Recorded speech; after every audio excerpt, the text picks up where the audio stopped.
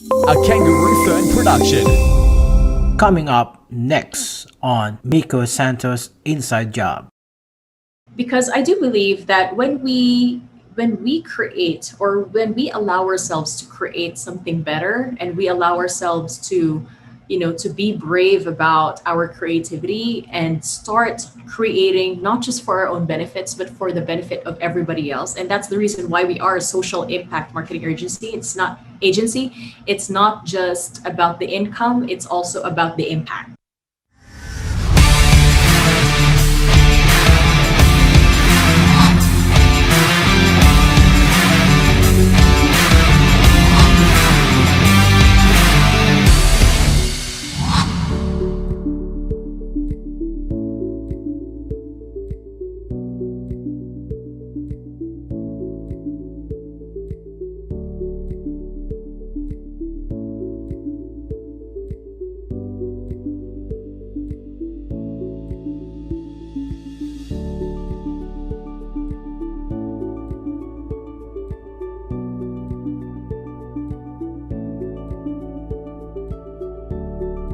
Please welcome to the show, Kia Abrera. Welcome to Inside Job. How are you today? Hey, thanks for having me, Nico. I'm really. It's been a pretty busy last few months, but can't complain.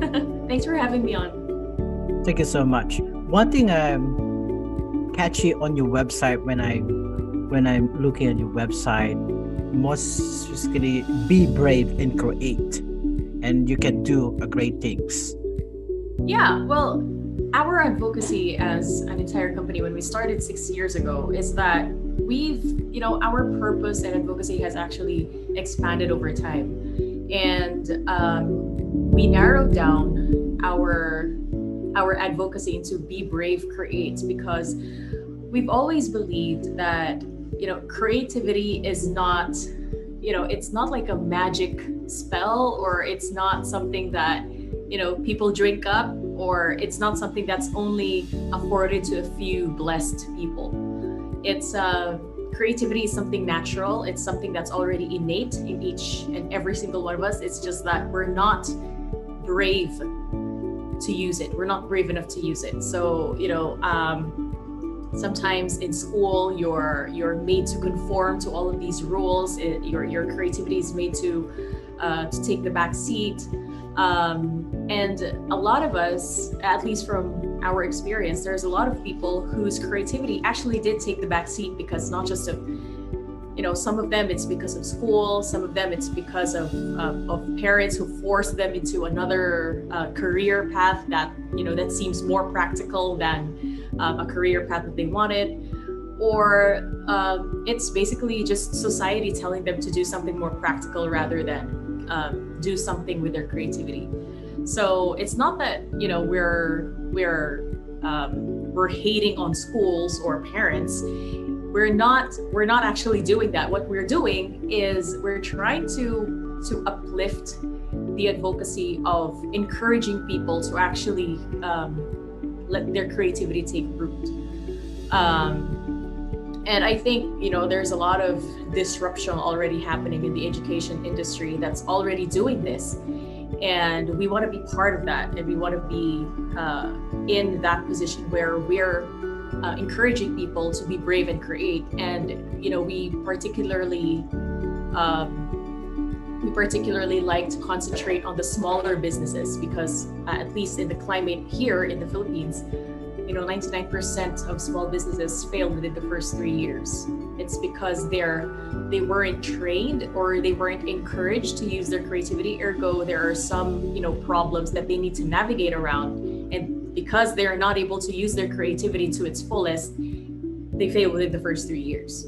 So when we say that small businesses can do great things, we really, really, truly believe that small businesses can do great things. So you don't have to think small, but you can actually achieve bigger things by being brave and just creating. Thank you. I remember when I was working in advertising agency back long time ago back in the Philippines. Yeah. It's on Hill Puyat Avenue. I hope it's still there. They're still there. So uh, on you know, in advertising, if someone competitor done a great ad campaign, next day we you have to do another ad campaign to overcome that. In even within 24 hours, you have to think as a copywriter, you need to think a good copy, a good ads to overcome the other competitor. I know you've been Yeah. on advertising as well. Your experience in advertising, because of that experience, and also, you know, inside advertising there's a lot of protocol that Yeah. sometimes our creative is sometimes it's cut limit because of the branding what the client wants to. Is that because of that you created your own company? Well, it wasn't necessarily because of that we created Braveworks, but I believe that there is a certain unfair advantage when when you have to work within certain limitations, and I think limitations actually bring your creativity out. There is a certain kind of restraint that happens when you have all of these, for example, limited resources. You have all of these mandatories, especially from clients, and I think it's not a reason for you to stop your creativity, but the main reason why we got out in the first place from the advertising agency that we were in, it was because the burnout of it was really, it's just one project after another, and then taking a rest is always like it felt questionable for you to take a rest. So we said that we were working 9 to 4, 9 to 4 a.m. So that's that, and what we didn't like about that is it's thought of as a norm in the advertising industry, and I think that we can't just normalize this kind of hustle culture where you have to hustle 24/7 in order for you to succeed at something, or in order for you to create something great. So that's the reason why we, in the first place, we got out, and then we created our own thing. We just wanted to disrupt this kind of thinking that you have to be doing something, creating something 24/7 in order for you to succeed. And we didn't want to become another creative or another advertising agency or boutique agency or whatever it is. We didn't want to be creative professionals who's always burned out, and then you're always discouraged, and then you're not getting paid really. You're not getting paid well. The creative climate is really the intangibility of the creative climate. It's so easy for people to undervalue it. So yeah, there's a lot of reasons, but it's really more internal. We didn't want to feed into this culture where we're always burnt out. So you know what? Let's create our own thing and try to design our lives and design our businesses around, letting our creativity take the front seat, and not getting and try not to get as burnt out. So that was the initial reason, and then it just grew as we grew. All of the purpose and the advocacies, they just came over time. Yeah, I remember that during the advertising days that you have to check the Yeah. storyboard is correct. Is the client okay with the storyboard, or Yeah. it's not good? So can you create another storyboard, and then on the shooting you have to make up whatever the client need. So the account manager go to the creative. Hey, the client doesn't want this storyboard. Can you repeat that again within 24 hours? Yeah, it's a little bit burnout on the Yeah. side of creative department, or the agency is working with that. So the next question I have for you: why do you think video marketing is very important to a small business so that they can do a great things? Because some small Well, business yeah. doesn't know that they need that. So Yeah. yeah. Yeah. Well, I'm very biased towards video marketing just because, I'm in the video marketing space. But I think it's also the importance of long form content. Like, you have podcasts. But the reason why I side a lot with videos is that it becomes like a first touch point in building and nurturing relationship with your audience, and then converting them into buyers.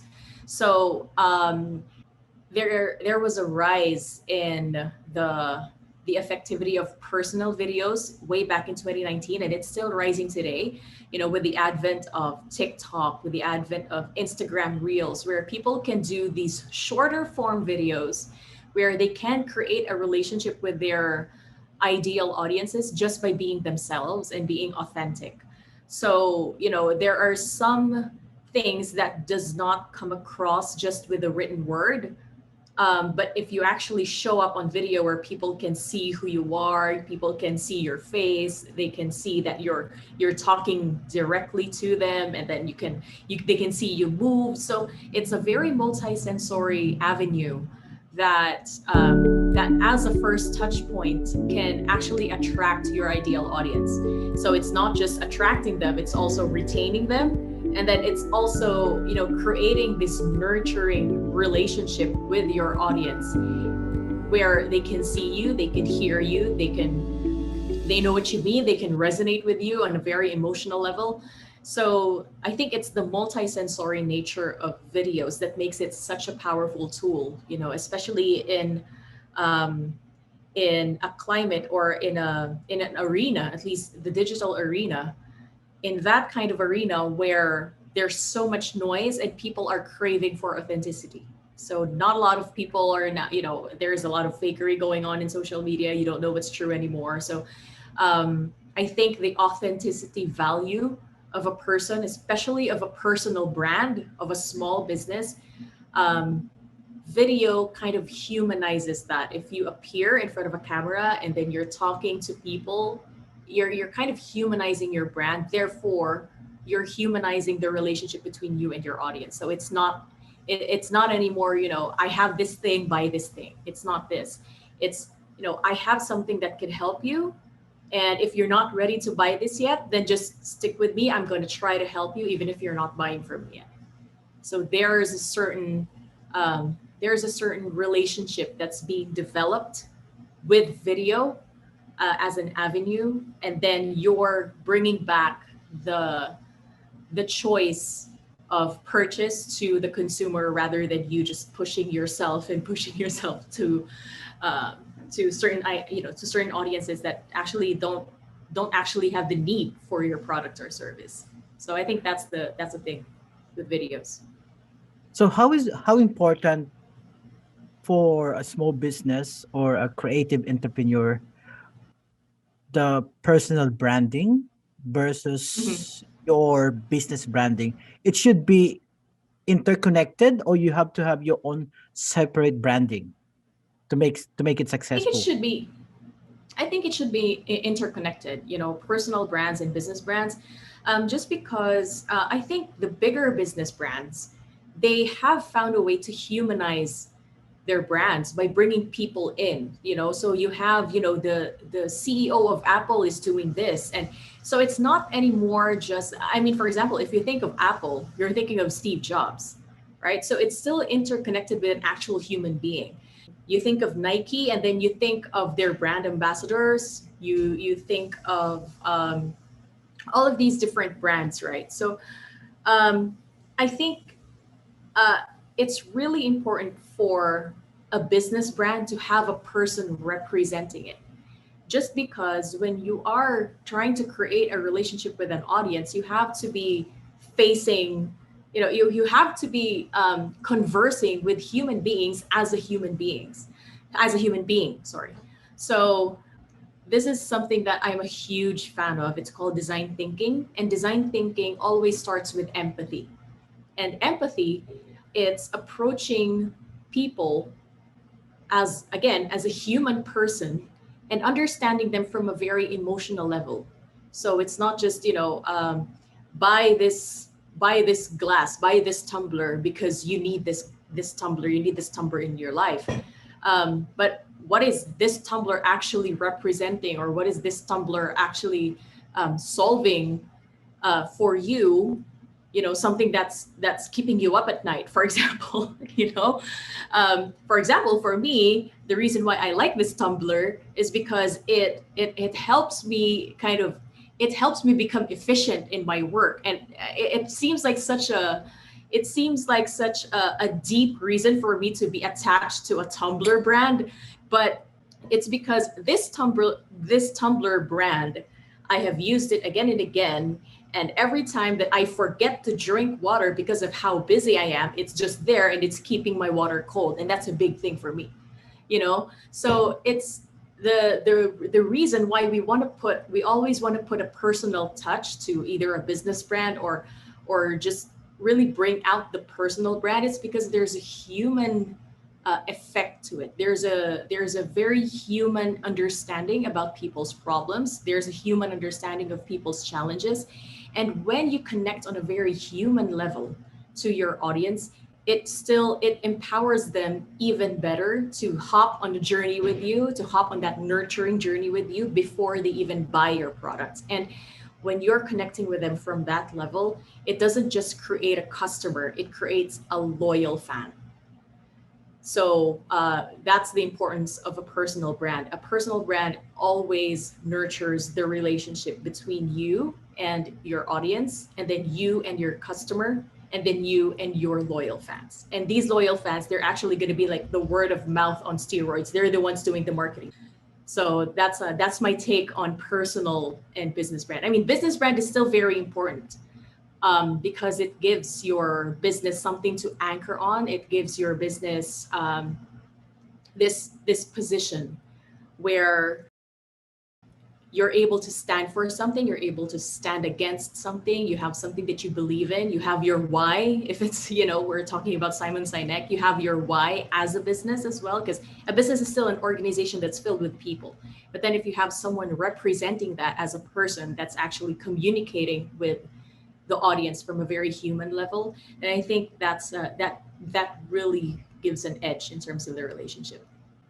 Second question in relation with the personal brand and a business brand Yeah. as well. Do you think Mhm. it's gonna be an issue for someone like you have your own personal brand and interconnected with your business brand? However, you have like a controversial opinion of something. Is that gonna be affect your business and your brand itself? Like Yes, you I do. Yeah, I do believe so. Because as a personal brand who's also carrying a business brand, I mean, you've seen this so many times when, for example, a CEO was spotted being racist to, something like that. We've seen those things on the news, right? People who are shouting at their employees or shouting at people in Target, in SM or wherever, and then they associate you with a certain brand, then there's going to be a certain distortion that's going to happen. So there are some circumstances where it's not necessarily the CEO, but someone in a high position that works for a certain brand, and then this brand is just going to release a statement that this person is no longer affiliated with us, or if they didn't fire that person for that publicity damage, that it's really just to let you know that we don't stand for what this person has done, and disciplinary action is being done on our end and stuff like that. So it's always really important that your personal brand is connected to your business brand, and you're able to carry that out. It's not just you can have all of these advocacies that you're talking about, but if you're not actually living it, then there's going to be that sort of distortion, and that's where the authenticity of the brand is compromised, and it becomes questionable for audiences. So yeah, it's really, if you damage your personal brand, you're also damaging your business brand, is what I'm getting to. so how powerful is authenticity for you? It's very powerful. Yeah, because I think this is a very overused, one of the most overused quotes of all time is, the easiest thing in the world is being yourself. you know and you don't have, because when you're authentic, you don't have to think about what you're going to put out there. You don't have to think about um, how you're going to entice your audiences. You don't have to change so much about who you are, because especially in a climate that's full of people staging stuff and scripting stuff just to get the views. authenticity is oftentimes really refreshing. And one of the things that I actually teach my students is the power of polarity. The power of polarity is, when everybody else is saying this and then you suddenly say this, like the opposite of that, just because this is what you believe in, that actually attracts people and repels your non-ideal person. So there's a huge power in authenticity because it gives value and it gives knowledge and it gives wisdom to your ideal audiences in the way that only you actually know how. And I think the biggest power of authenticity to me is that when people are asked to niche down, just speak to a certain audience, and you got to have something unique to give them. The biggest power of authenticity is that the only thing that makes you stand out, the only thing that makes you different from others, even in the same space, is your unique thought process. I call that the UTP. And that's where the power of authenticity really lies. It's the only thing that's going to make you stand out in the sea of everything else. So of course you are a video strategist as well and consultant. Mhm.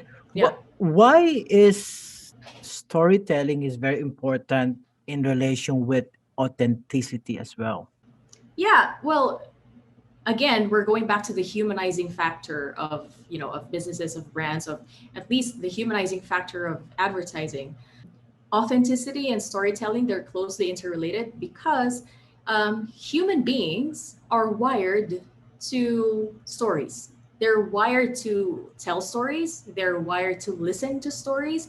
If you can um, put out a really bad quality video and tell a great story, and that's going to get more traction than a person who has all of the bells and whistles, but they're not telling a good story.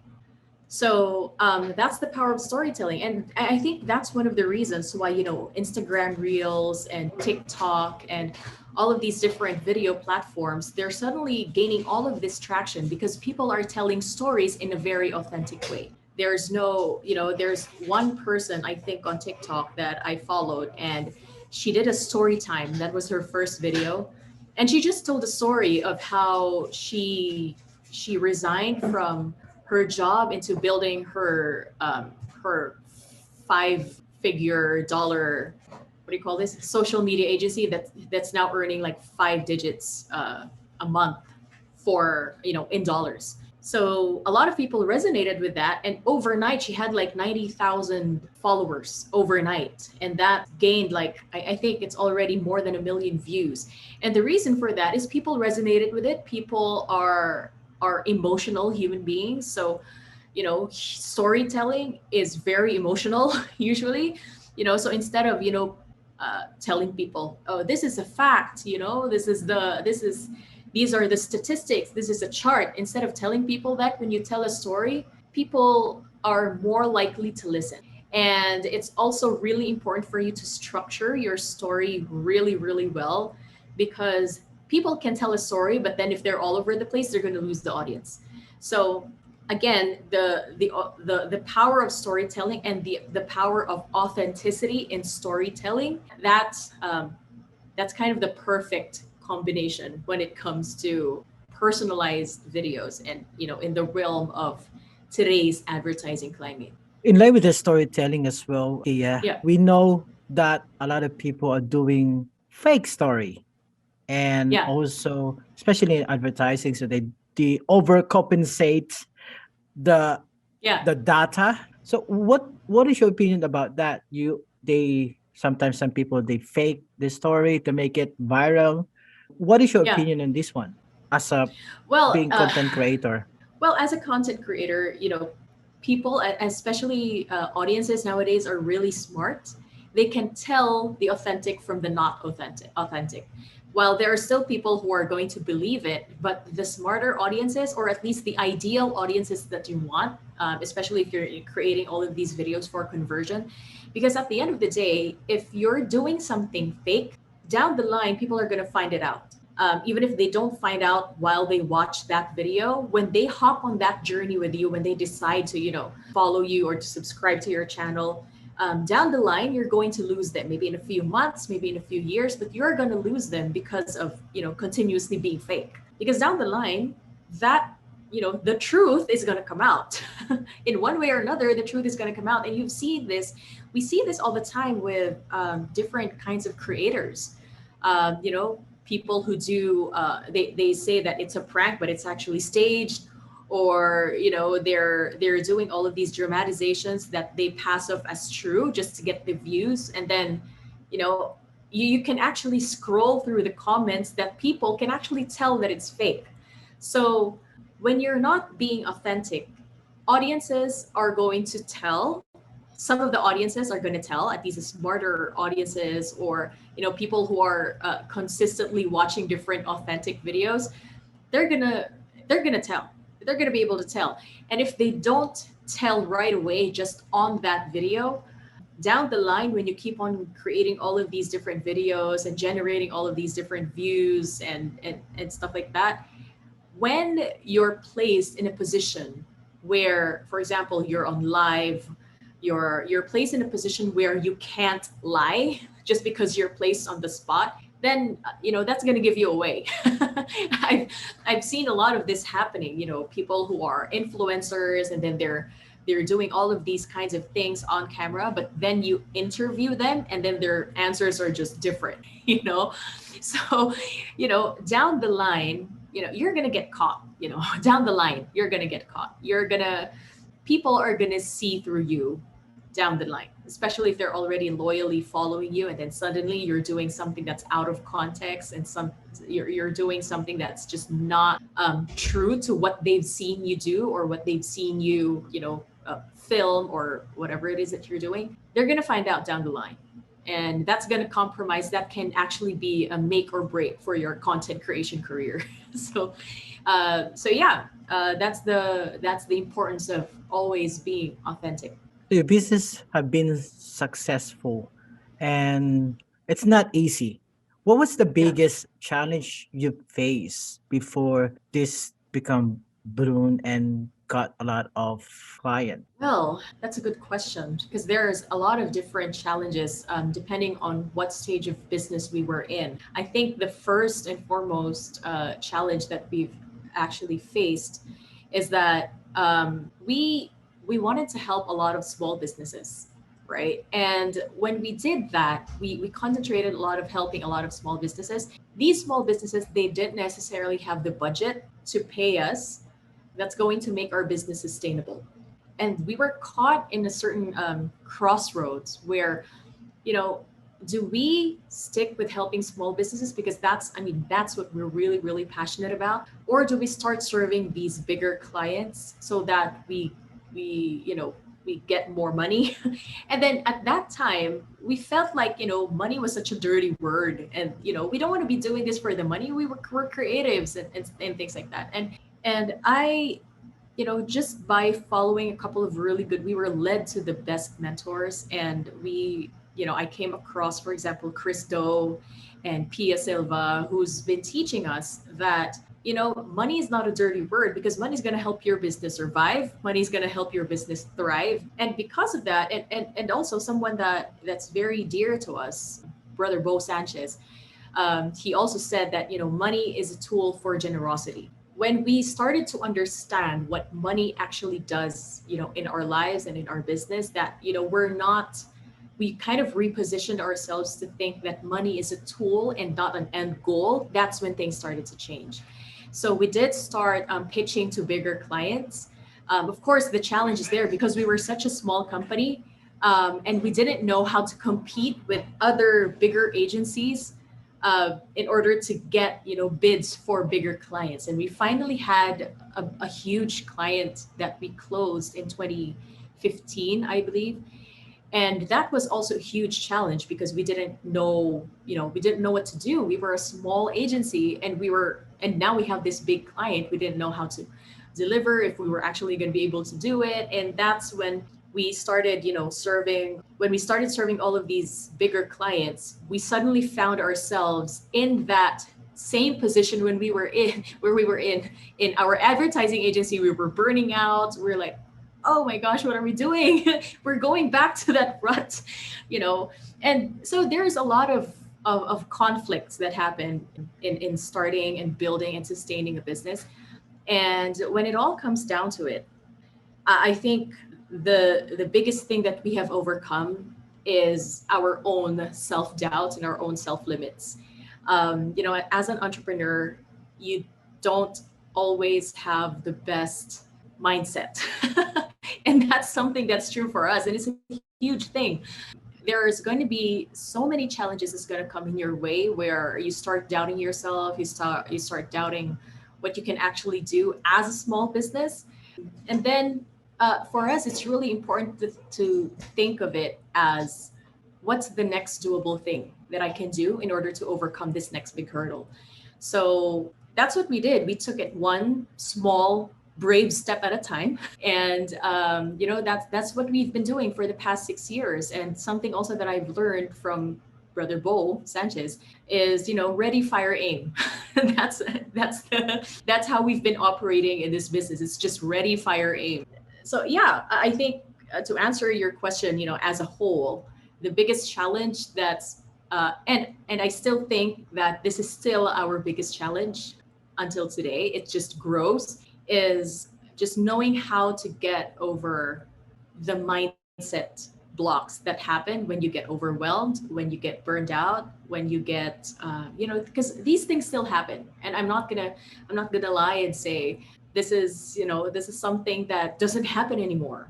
Just because we're already at this stage in our business, it still happens. So I think that's always going to be the biggest hurdle, or that's always going to be the biggest challenge. And then we just choose to approach it from the perspective of the next doable thing. Yes, I agree with you. So that's especially the imposter syndrome. So if Yes, once that's huge. kick into you, okay, what should I Absolutely, do? yeah.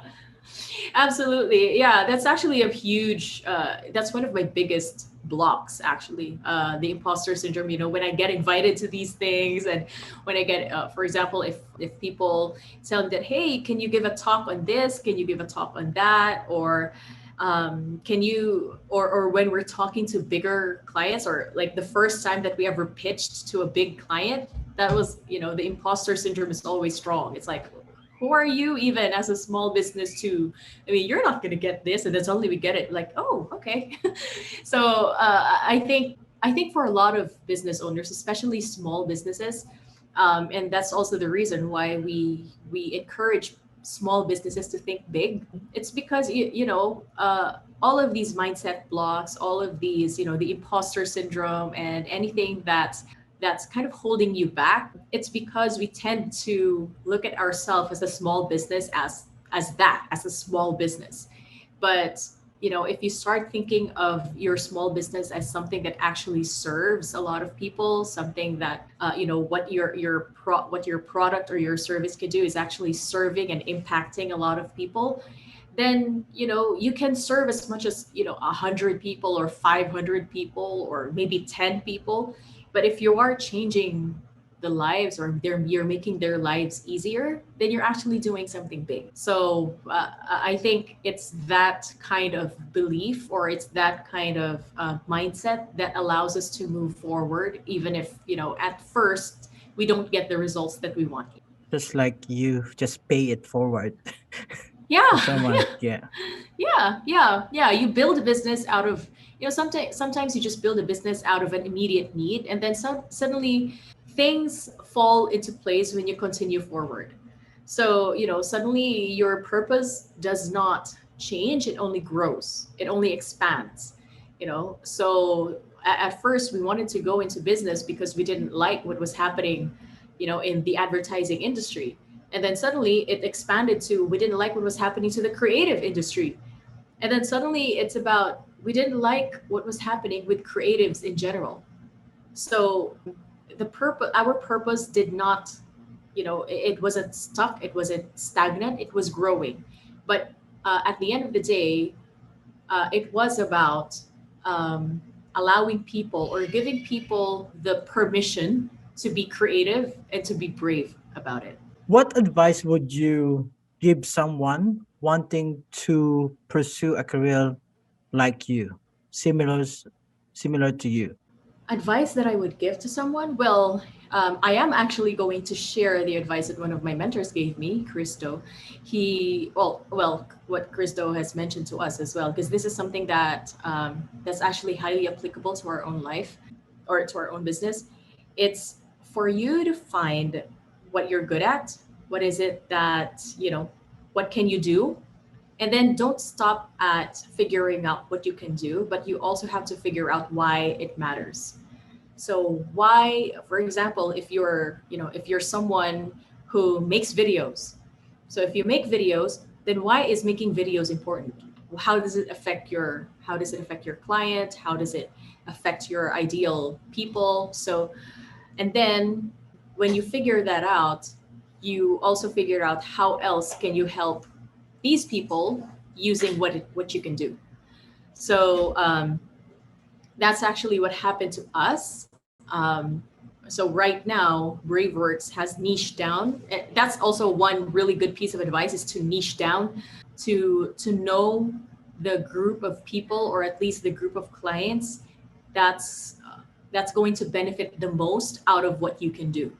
So, for example, for us, we've already niched down to being a social impact marketing agency because the past 5, 6 years, that's what we've been doing. And that's what gives us joy. That's what gives us fulfillment. And we know that it matters. So social impact is really big as well. So, when it comes to niching down, for example, you're a brand strategist, let's say, there are already a lot of brand strategists in the entire world. So, what's going to make you stand out? Are you a brand strategist for coaches, for example, for consultants, for example? Because this makes you a specialist rather than a generalist. Okay, so I think all of the marketing books that I've read as well, and all of the marketing books that has been recommended to me, all say the same thing: niche down.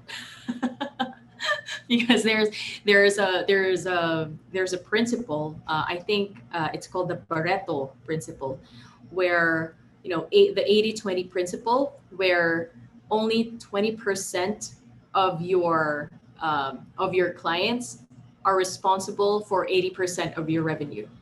That means you're concentrating on the smallest viable audience, and for that reason, if you are concentrating on that, there's less of the burnout because you're just concentrating on a small group of people, and you can charge more as a specialist.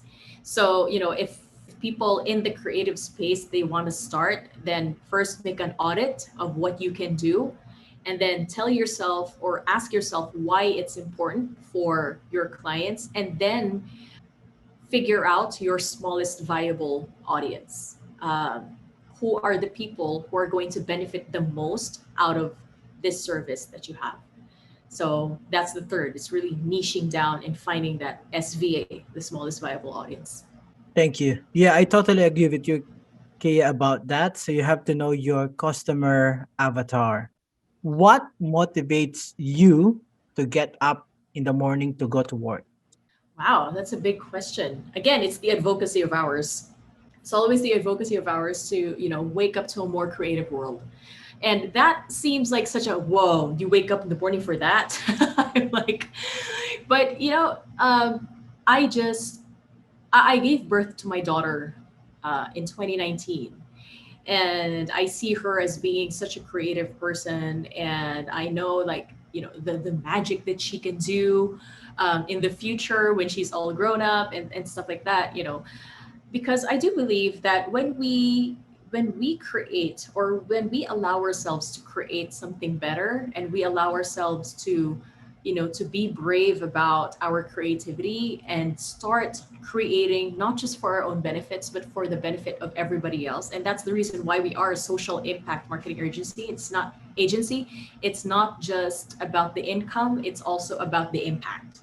So we wake up every day totally aligned with this mission. Sometimes we lose track of it, admittedly, but That's the reason why we don't want burnout. But yeah, so we wake up in the morning with this powerful mission. And every time we go to work, we always remember that this is what we want to do. At the end of it all, when we encourage people, when we encourage our clients to, to attract their ideal audience by becoming different and becoming more open to new creative ways of doing things, I think it's a really powerful thing to wake up to and to want to go to work for. It's not just the fact that we love doing what we do. We do love creating content. We do love making videos. I mean, my husband is an animator. I was in film. So that's something that we actually love to do. And it's a huge thing for us to remember that what we do actually has an effect, not just to our clients, but to the customers of our clients. So when we allow our clients to have that kind of powerful messaging and they're able to bring their messages to the world, there is a certain effect that actually changes people's lives. So we're not just talking about, a business selling to a person and then that's the end goal. It's the business selling to a person so that a person's life can actually be improved. So that's always the message that we want to anchor on. We work a lot with cities. We've been to a city that was destroyed by terrorists. And that's where we also, we came to the realization that what we do matters, that there's actually lives on the line here.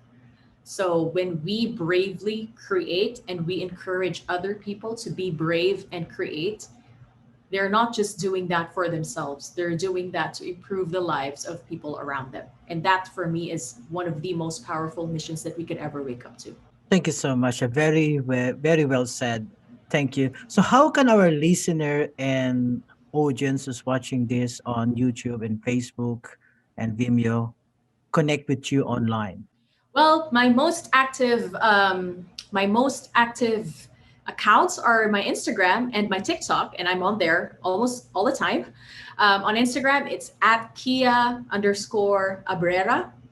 And on TikTok, I'm just at Kia Abrera. So I also have my website. So if they want to, I do have a free ebook that I give to small businesses on how they can leverage videos to grow their brand on video and grow their paying audience. So I have that ebook on my website. So kia-abrera.com.